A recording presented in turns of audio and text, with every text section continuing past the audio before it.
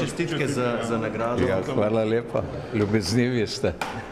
Ni bila samo pridobljena, tudi prigarana je bila. Kako se spominjate, ko boste gledali to nagrado, verjetno časovnice? Ojej, 50 let v organizaciji Zveze borcev. Od krajevne organizacije do občinske, do mestne, do državne ravni. In vseh teh se spominjam z velikim veseljem, ker sem zmeraj bil med tovariši, v ekipah, s katerimi smo se razumeli, in tako je še tudi danes. Tako da sem na to mojo zvezo borcev na nek način življenjsko vezan, ne samo iz časov vojne, ampak tudi vsa leta sedaj. In če bom mogel še kaj pomagati tej organizaciji, bom to še naprej z veseljem delal. Pa gledajte na pomen današnjega dne in pač na vrednote, ki jih zagovarja njihov pomen v današnjih časih. Danes je praznik Osvobodilne fronte, naše borčevske organizacije in državni praznik upora proti okupatorju. To je praznik, ki obeležuje začetek enega izjemnega obdobja v slovenski zgodovini.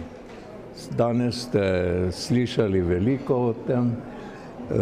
Trije okupatorji so razkosali Slovenijo, nameravali so jo zbrisati kot narod, kot nacijo, zbrisati sveta, in upor proti tako gromozanski sili, kot je bila takrat nacistična Nemčija pa fašistična Italija, to so bile sile, pred katero je bila cela Evropa na tleh.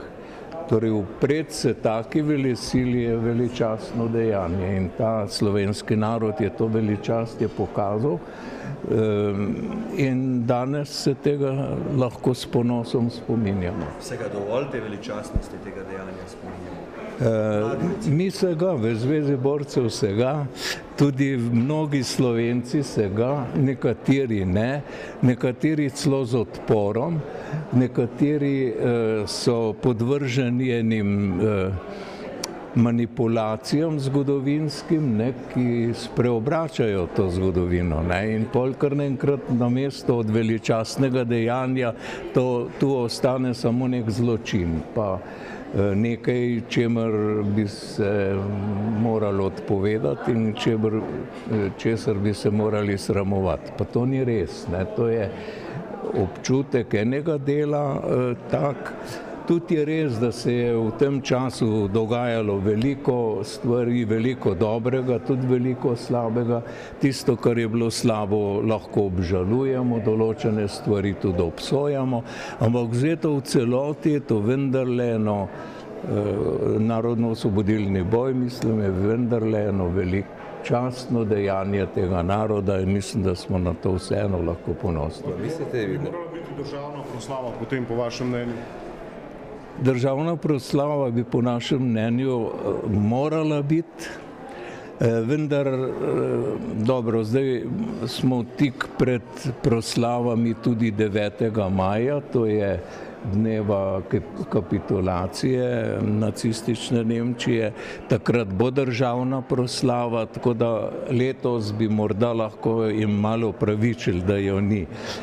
Tudi govorniki so državni, recimo v Ajdovščini bo 5. maja govoril predsednik vlade, 8. maja v Križankah pred 9.